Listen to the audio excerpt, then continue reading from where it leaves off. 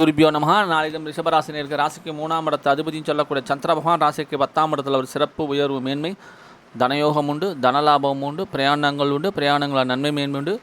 பாட்டனார் வகை சொத்துக்கள் ஏதுன்னு வர வேண்டியிருந்தால் வரக்கூடிய யோக பிராப்தம். என்ன காரணம்? 11ஆம் இடத்தில் நிற்கக்கூடிய பாட்டனார் அப்படின்னு சொல்லக்கூடிய கிரகத்தினுடைய நட்சத்திரத்தில் சந்திரன் வருதுனால பாட்டனார் வகை சொத்துக்கள் கிடைக்கக்கூடிய யோக பிராப்தம் இருக்குது. அதே நேரத்தில் பிரயாணங்கள் போனாலும் பிரயாணங்கள் நன்மை மேன்மையாக அமையும். வெளிநாடு வெளியூர் மாநிலங்களுக்கும் சிறப்பாகவே அமையும். செய்கிற தொழிலில் நல்ல மாற்றம், முன்னேற்றம், ஏற்றம் உண்டு.